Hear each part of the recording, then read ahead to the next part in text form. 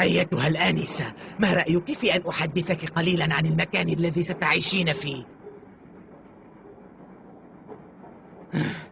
هل تعرفين شيئا عن عمك السيد كوربين؟ لا. ألم يكن والداك يذكرانه أمامك؟ أبدا. هذا غريب جدا. على كل حال المنزل يقع بعد قرية موا بعدة كيلومترات، فيه نحو 100 غرفة، لكن معظمها مغلق، وهنالك حدائق كبيرة تحيط به، لكن ليس هنالك أي بيت بالقرب منه. إنه منزل وحيد وحزين، ونادرا ما يأتي إليه الزوار، ولولا الخدم الذين يتحركون فيه لقلت إنه مهجور. هل كنت تتخيلين المنزل بهذه الصورة؟ لم أتخيله بهذه الصورة ولا بغيرها، لأنني لم أفكر فيه إطلاقا. وهل تظنين عمك شابا أم عجوزا؟ لم أفكر في هذا أيضا، وعلى كل لا فرق لدي إن كان شابا أم عجوزا. أنت محقة أيتها الآنسة. على كل حال السيد صارم ولا يحب المجاملات الاجتماعية. كان في الماضي لطيفا مرحا، لكنه تغير وأصبح متجهما. أتعرفينه منذ زمن طويل؟ أعمل لديه منذ 20 سنة ولم تتغير طباعه. أصبح حزينا بعد أن توفيت زوجته. وهل زوجة عمي متوفاة؟ نعم، توفيت قبل 10 سنوات، ومنذ ذلك اليوم لم أرى السيد يبتسم أبدا. لابد أنك ستقابلين عمك هذه الليلة، ولكن لا تنتظري أن يمازحك أو يتحدث إليك وقتا طويلا. هنالك أشياء كثيرة سأخبرك بها، ولكن دعينا الآن نتناول بعض الطعام. اهدئي. ها؟ ماذا؟ لا شيء. ها؟ ما الذي فعلته؟ لدعتني إحدى الحشرات. أنا آسفة. ماذا؟ حشرة تفزعك؟ سأذهب الآن لتنظيف هذا الثوب المتسخ.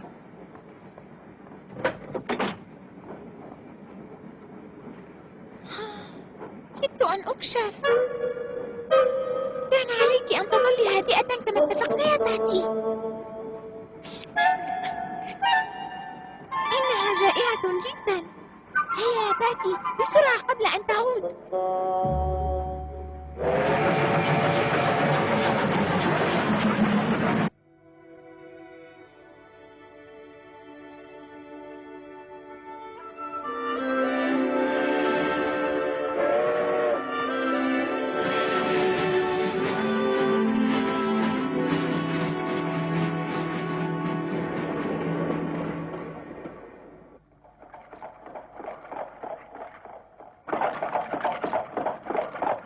نعبر الآن قرية سويد، وسندخل موا بعد 10 دقائق.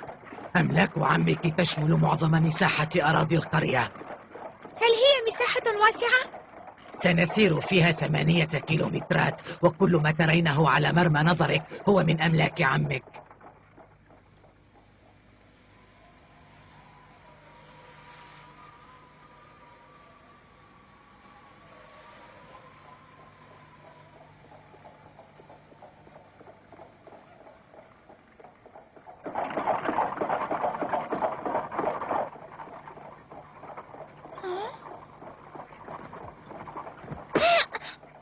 هل حدث لك مكروه؟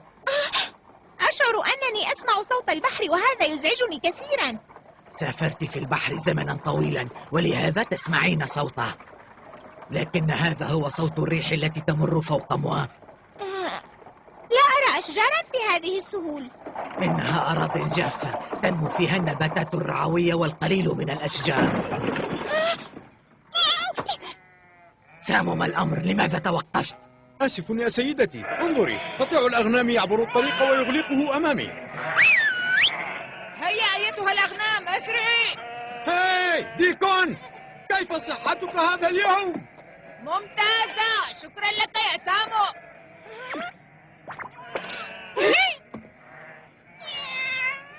لقد كذبت علي وخدعتني طوال هذا الوقت، كيف تجرأت على فعل ذلك؟ سيدتي، قلت لك إنني لا أستطيع التخلي عن باتي. لن تدخل البيت أبدا. هذه قوانين عمك وعليك احترامها. عمي لا يضع هذه القوانين السخيفة. ماذا؟ أتريدين القول إنني كاذبة؟ هذه إهانة لن أسامحك عليها، وعلى كل أنا المسؤولة عن تطبيق النظام داخل المنزل، وعليك أن تطيعي أوامري. تعالي. ماري، أبعدي القطة عني.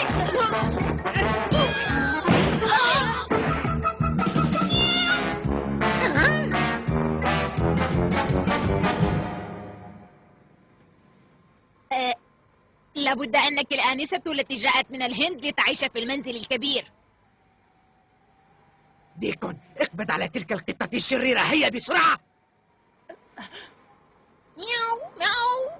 ما اسم هذه القطة الجميلة يا آنسة؟ اسمع، لا علاقة لك باسم قطتي، ثم إنها لن تطيعك مهما فعلت، فهي لا تطيع أحدا سواي. حسنا، سوف نرى. مياو مياو. كيف فعلت هذا؟ باتي، لا تذهبي إليه، لا تذهبي. باتي، هذا هو اسمك إذن. ديكون، هذه القطة أصبحت لك. إنها لي. لقد أصبحت لك، فافعل بها ما تشاء. لا، باتي صديقتي، أعدها إلي حالا. ديكون، خذها واذهب بسرعة، هيا. حسنا يا سيدتي، شكرا. باتي، أعد باتي إلي. باتي باتي، أرجوك لا تأخذ باتي، أعدها إلي. ارجعي إلي يا باتي. هيا يا سامو لنذهب. باتي. هيا.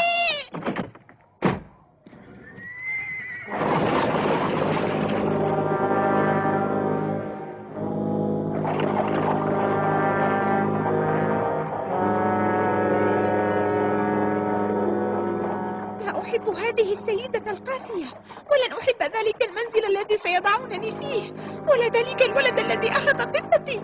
لا أحب هذا المكان أبدا أبدا. هذه هي حديقة المنزل.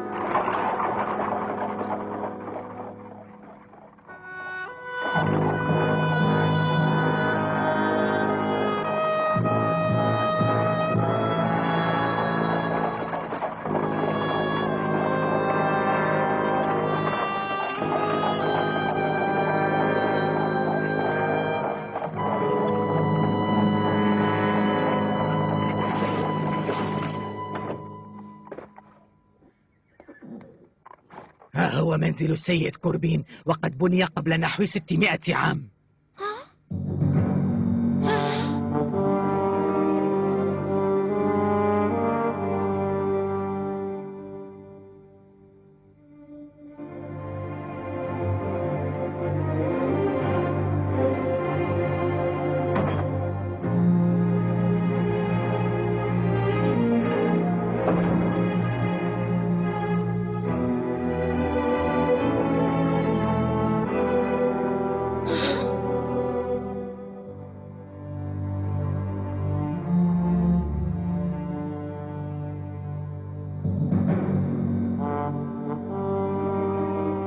وأخيرا وصلتما. إنه السيد بيتشا مساعد عمك.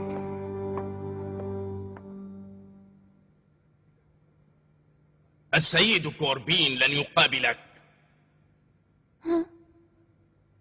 سينام باكرا، فغدا صباحا سيسافر إلى لندن. سيدة مدروكا، السيد يحب الهدوء، فاهتم بهذا الأمر. كما سمعت أيتها الآنسة الصغيرة، عمك لن يقابلك اليوم. اسمعي، هو يحب الهدوء في منزله، لذا علينا احترام رغبته. هيا اتبعيني.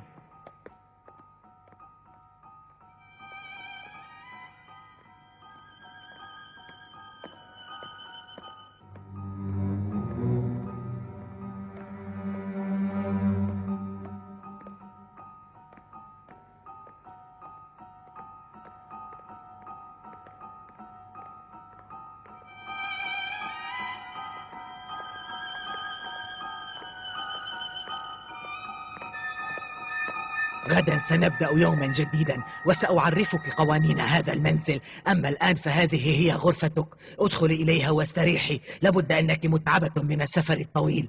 تصبحين على خير.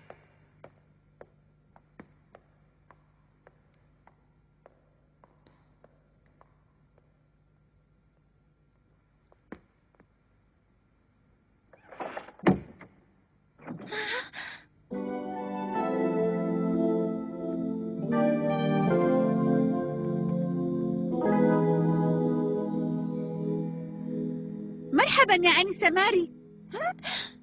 أهلا وسهلا بك. هذه غرفتك، أتمنى أن تعجبك.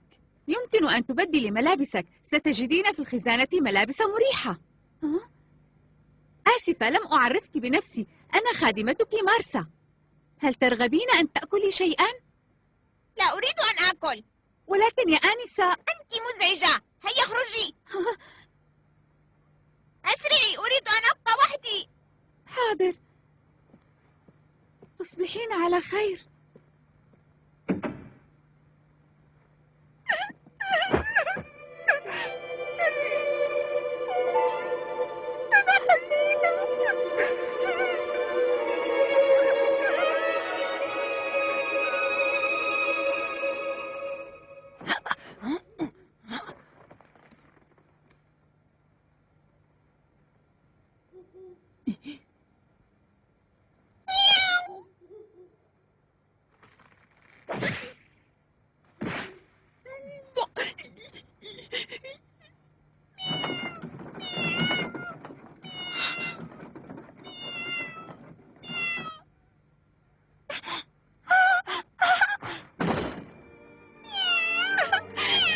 سعيدة برؤيتك. كيف وصلت إلى هنا ولم تضل الطريق؟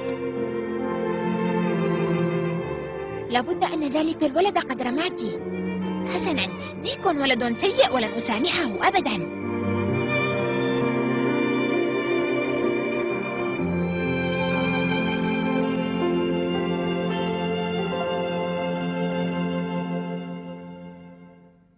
على كل حال المنزل يقع بعد قرية موا بعدة كيلومترات.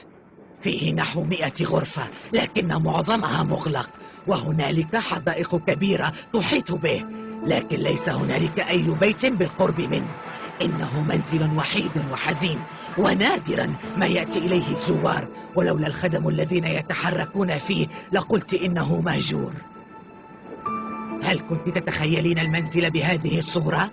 لم أتخيله بهذه الصورة ولا بغيرها، لأنني لم أفكر فيه إطلاقا. وهل تظنين عمك شابا أم عجوزا؟ لم أفكر في هذا أيضا، وعلى كل لا فرق لدي إن كان شابا أم عجوزا. أنت محقة أيتها الآنسة. على كل حال السيد صارم ولا يحب المجاملات الاجتماعية. كان في الماضي لطيفا مرحا، لكنه تغير وأصبح متجهما. أتعرفينه منذ زمن طويل؟ أعمل لديه منذ 20 سنة ولم تتغير طباعه. أصبح حزينا بعد أن توفيت زوجته. وهل زوجة عمي متوفاة؟ نعم، توفيت قبل 10 سنوات، ومنذ ذلك اليوم لم أرى السيد يبتسم أبدا. لابد أنك ستقابلين عمك هذه الليلة، ولكن لا تنتظري أن يمازحك أو يتحدث إليك وقتا طويلا.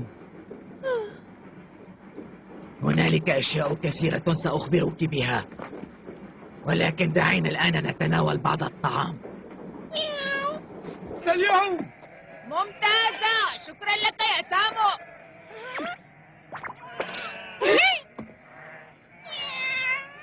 لقد كذبت علي وخدعتني طوال هذا الوقت. كيف تجرأت على فعل ذلك؟ سيدتي، قلت لك إنني لا أستطيع التخلي عن باتي. لن تدخل البيت أبدا. هذه قوانين عمك وعليك احترامها. عمي لا يضع هذه القوانين السخيفة. ماذا؟ أتريدين القول إنني كاذبة؟ هذه إهانة لن أسامحك عليها، وعلى كل أنا المسؤولة عن تطبيق النظام داخل المنزل، وعليك أن تطيعي أوامري. تعالي. ماري، أبعدي القصة عني.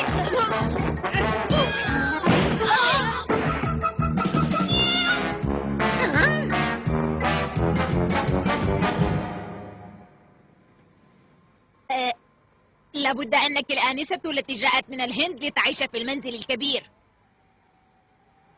ديكون، اقبض على تلك القطة الشريرة، هيا بسرعة. مياو مياو. ما اسم هذه القطة الجميلة يا آنسة؟ اسمع، لا علاقة لك باسم قطتي، ثم إنها لن تطيعك مهما فعلت، فهي لا تطيع أحدا سواي. حسنا، سوف نرى. مياو مياو. كيف فعلت هذا؟ باتي، لا تذهبي إليه، لا تذهبي. باتي، هذا هو اسمك إذن. ديكون، هيا يا سامو لنذهب. هيا.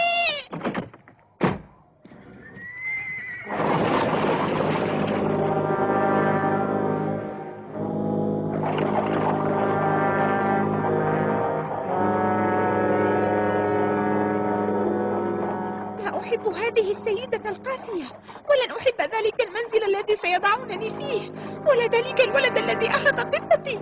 لا أحب هذا المكان أبدا أبدا. هذه هي حديقة المنزل.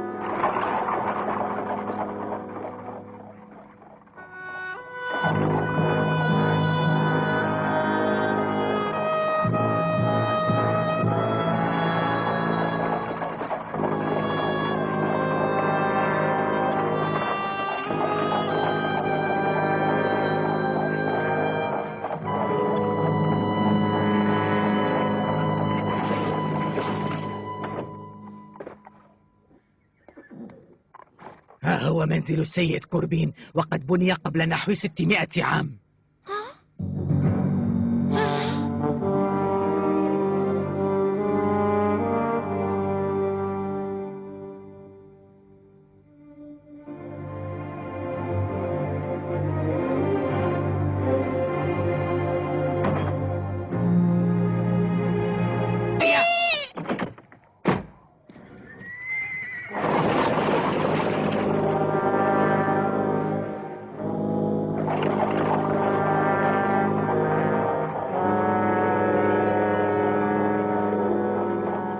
أحب هذه السيدة القاسية، ولن أحب ذلك المنزل الذي سيضعونني فيه، ولا ذلك الولد الذي أخذ قطتي.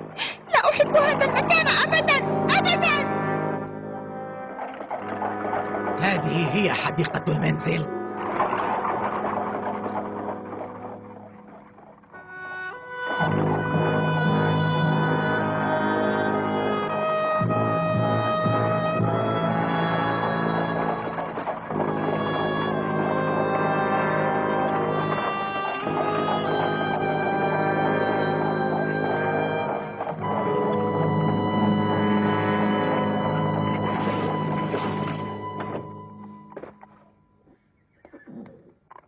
ها هو منزل السيد كوربين، وقد بني قبل نحو 600 عام.